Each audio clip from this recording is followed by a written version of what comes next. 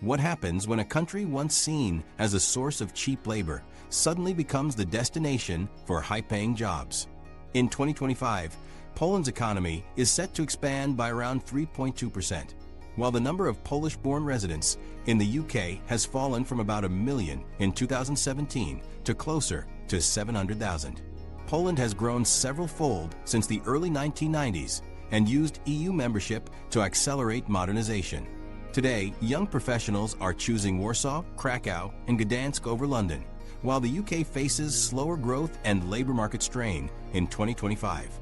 To understand how this shift became possible, we have to go back to where Poland started, from underdog to contender. In 1989, Poland faced an economic collapse that left the country deeply weakened. With communism gone, industries were outdated, state-owned firms were bankrupt, and unemployment soared. The government turned to rapid reforms known as shock therapy, a harsh mix of privatization, trade liberalization, and foreign investment. The immediate result was painful. Millions lost their jobs, wages dropped, and inflation drained savings. For much of the 1990s, instability defined daily life. Many workers left for Western Europe, and after Poland joined the European Union in 2004, the UK became one of the prime destinations. Britain's strong labor market seemed to offer stability, while Poland was still viewed mainly as a place people left in search of opportunity. For those who moved abroad, the reality matched the reputation. Large Polish communities settled in London, Manchester, and other cities. Small shops and services sprang up to sustain the diaspora, and industries like construction and healthcare came to depend on their skills. At home, remittances became an important support for families in a country where wages were still well below Western levels. Local incomes were so low that even modest work in Britain often meant a higher standard of living than staying in Poland. For a time, the hierarchy looked permanent. Britain was the land of jobs, while Poland supplied the workers. But the turn of the millennium marked a slow, steady change. Starting in the 2000s, Poland shifted from crisis management to consistent expansion.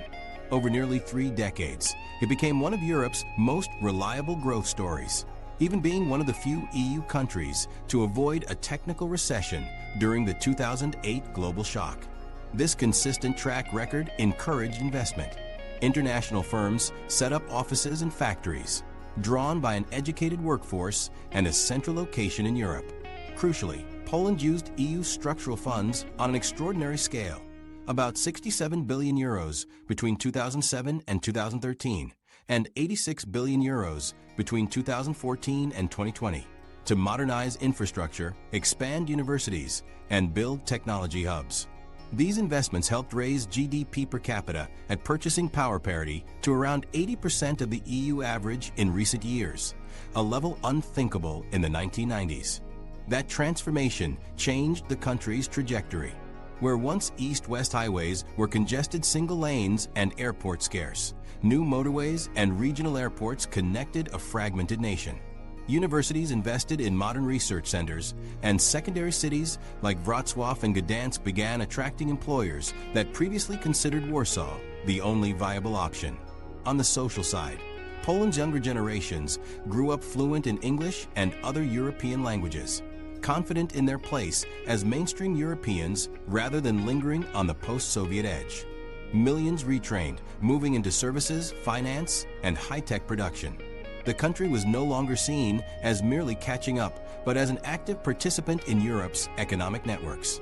Meanwhile, the UK's position shifted in the opposite direction. Britain's pivot toward a service-based economy brought strong growth in financial centers, but widened regional inequality and left critical sectors vulnerable. When Brexit introduced fresh barriers to trade and movement, the very advantages that once attracted workers like the Poles began to erode. Financial firms shifted parts of their operations to Dublin, Frankfurt, and Paris. Manufacturing exports grew more uncertain. For those who once viewed the UK as a one-way street to opportunity, the appeal seemed less automatic with each passing year. By the mid-2020s, the contrast was clear. Poland was no longer exporting talent on the same scale. It was drawing people back. resources, and experience that had once flowed outward returned home. Skilled workers who spent years abroad came with knowledge, networks, and sometimes capital, fueling sectors like IT, logistics, and renewable energy. Construction projects and universities benefited from returning citizens, and entire communities shifted from seeing emigration as a necessity to seeing return migration as part of the country's renewal. In the UK, the reverse dynamic took hold. Labor shortages became chronic, particularly in industries that had relied heavily on European migrants. Employers and institutions faced gaps that were increasingly hard to fill. The symbolism mattered. For decades, Britain had drawn others, and while Poland saw its young people depart, by 2025, those roles no longer held.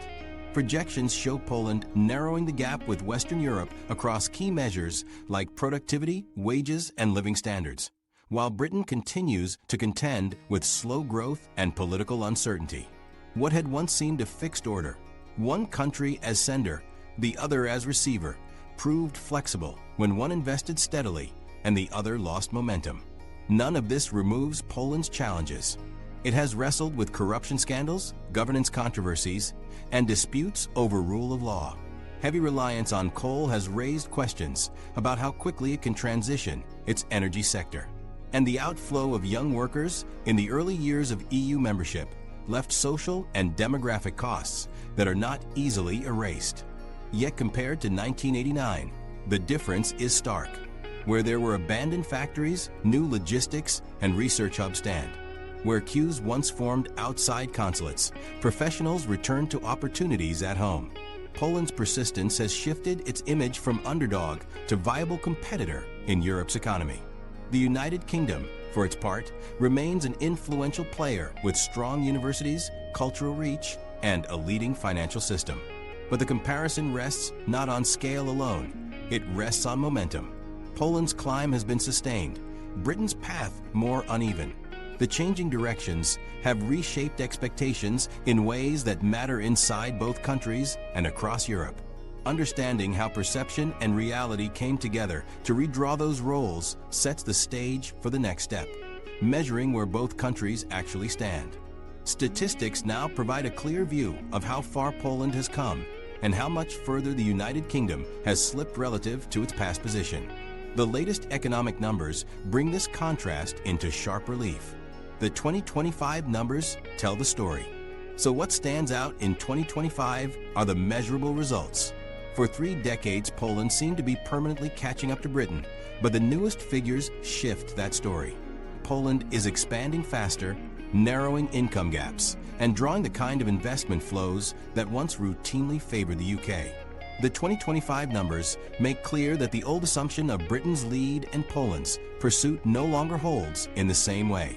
Consider growth first. The International Monetary Fund expects Poland's GDP to rise between 3.2 and 3.8% in 2025, placing it among Europe's stronger performers. Official UK figures, by contrast, report weak quarterly results. The Office for National Statistics shows second quarter growth of just 0.3%, putting the UK's annual pace around 1.2%. That difference matters. While neither country is in outright recession, one is moving steadily forward while the other struggles to sustain momentum. For companies, investors, and workers, those numbers are not abstract. They shape decisions about where to expand and where to look for opportunity. Now, adjust those growth rates for population. Poland has about 37 million people compared to the UK's 67 million, which means its faster expansion delivers larger gains in income per person. Over the past several years, Poland's GDP per capita has risen much more quickly than Britain's. According to IMF estimates for 2025, Poland's output per person could reach roughly $26,810 in nominal terms, or about $55,190 at purchasing power parity. Some analysts and even senior Polish politicians argue that if the current pace holds, Poland could overtake the UK's per capita income by the 2030s. Others are more cautious, pointing out uncertainties around demographics and trade. But the fact that this projection is taken seriously at all shows how dramatically the discussion has shifted. the wage picture confirms the same direction.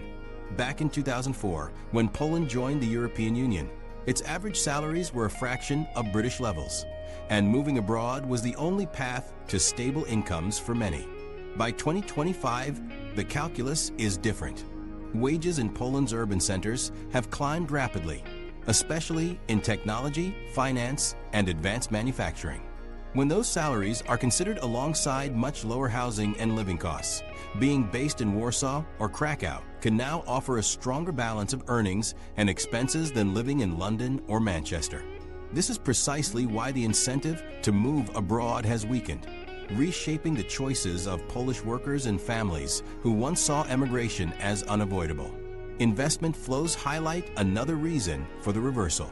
In the 1990s and 2000s, Britain's role as an EU member with developed infrastructure and a large domestic market attracted multinational projects. That advantage has eroded. Brexit removed automatic access to the wider European market and created friction for employers who depend on cross-border supply chains and labor. Poland, in contrast, has steadily upgraded airports, highways, and broadband with EU structural funds, creating an integrated and modern platform for businesses. Large car makers, logistics firms, and technology companies now place Poland high on the list when choosing where to concentrate European operations. As a result, industrial output in Poland continues to grow annually, while some UK-based facilities have either downsized or shifted abroad. Productivity performance reinforces these shifts. Britain has struggled with stagnating productivity since the 2008 financial crisis, with little progress over the past decade. Poland, meanwhile, has consistently lifted productivity by renewing equipment, adopting digital systems, and integrating into complex European supply chains. As more modern facilities come online, Polish workers add more output per hour worked, raising overall efficiency. Although the UK still has sectors of global strength like finance and creative industries, the broader economy has not matched the pace of improvement visible in Poland's industrial and services base. The data snapshots alone show a reversal of momentum: higher growth, faster gains in per capita output, and stronger productivity improvements.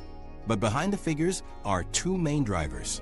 First, returning workers have reinforced Poland's domestic labor force, bringing skills and experience accumulated abroad. Second, investment has kept shifting eastward, channeling capital into industries that are expanding globally. These forces complement one another. Capital needs skilled labor, and skilled labor is drawn back by growing industries. Together, they explain why Poland is building a virtuous cycle at the same time Britain faces headwinds. Yet it would be misleading to reduce the comparison to a simple contest of numbers. Britain still holds structural strengths. Its universities, financial networks, and international influence remain assets very few countries can match. Poland continues to face challenges of its own, from demographic pressure to political disputes and energy transition costs. The importance of the numbers is not that they erase these complexities, but that they convey relative direction. One country compounds its advances, the other contends with stalled momentum. Some commentators see the potential crossing point in GDP per capita as symbolic. It does not mean Poland would suddenly have the same kind of global reach or financial depth as the UK. What it would mean is that in concrete terms, salaries, consumption, household living standards, Polish citizens could achieve parity with, or even surpass their British counterparts within the lifetime of a single generation. That possibility seemed remote 20 years ago. Today, it defines the debate. The economic consequences of shifting growth paths do not stay contained in charts or forecasts. They filter through migration trends, capital allocation, and political influence. The numbers recorded in 2025 are already shaping workers' choices, employers' location strategies, and governments' expectations. They capture a Poland whose position in Europe has strengthened, and a Britain whose narrative of unchallenged appeal has weakened. And it is at the level of people that the figures are most visible. The statistical edges in growth and wages appear in individual decisions about where to live and work. Those micro-choices, multiplied across hundreds of thousands of households, explain how economic data becomes social reality. The contrast between Britain and Poland in 2025 is not only found in GDP tables, but in the shifting direction of people's movements, decisions that reveal where opportunity is now perceived to lie. The Great Reverse Migration. For years, the direction of movement seemed fixed. Young Poles left home to build lives in Britain. They filled construction sites in London, warehouses in Manchester, and hospital wards in Birmingham. By 2025, that pattern looks very different.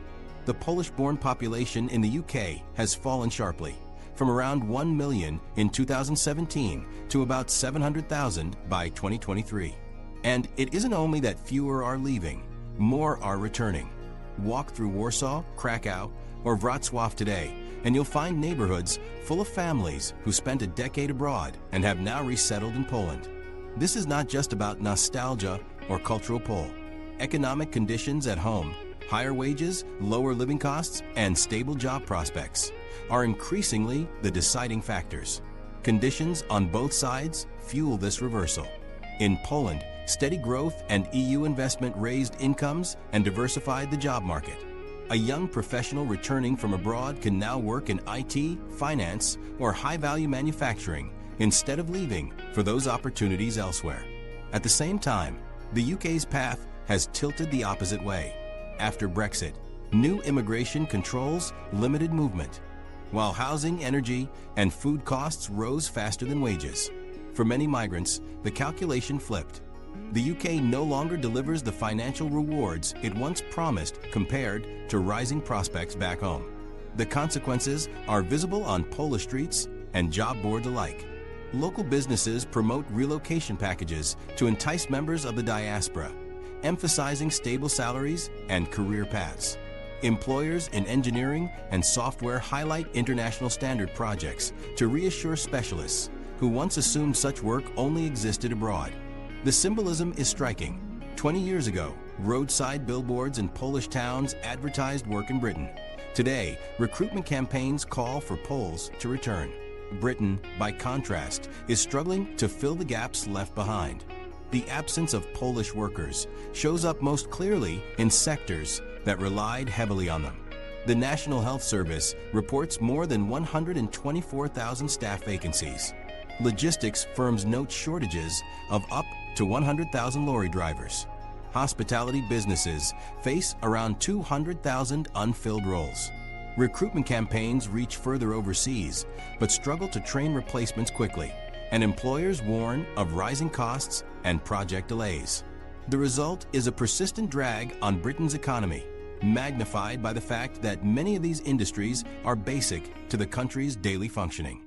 The shift also has a cultural dimension. In the 2000s and 2010s, many UK cities built Polish communities that supported shops, festivals, and bilingual schools. Some of those communities now shrink as families depart, leaving certain institutions with fewer participants. The reverse is happening in Poland. International schools expand capacity to fit children returning from years in British classrooms, and recruiters value bilingual skills uncommon a generation earlier. Everyday life in Warsaw or Krakow increasingly blends Polish and English, with new cultural mixes lining up alongside the visible economic changes. For Poland, the economic benefits multiply. Returnees often arrive with savings, and they channel them into small businesses ranging from cafes and logistics startups to creative firms. Their spending power strengthens local consumption, while their taxes support government budgets and public services.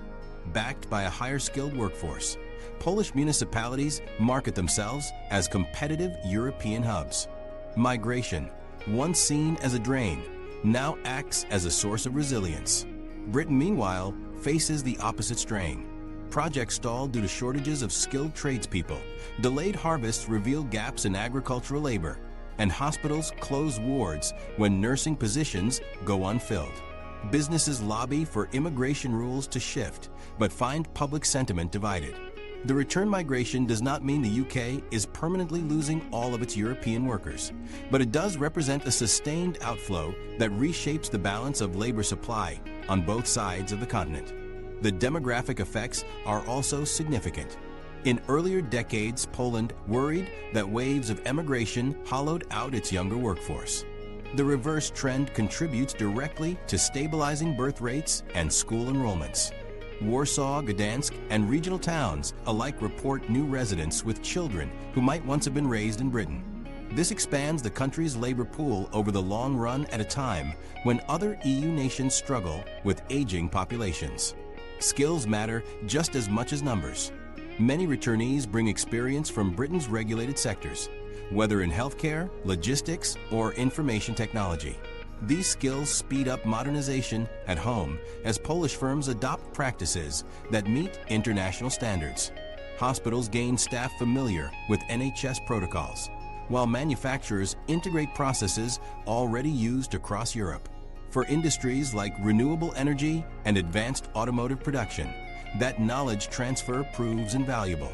The UK retains strengths, prestigious universities, a major financial hub, and a global cultural industry. But shortages in mid-skilled roles have become structural. While international students still arrive, many do not remain after graduation because of visa restrictions.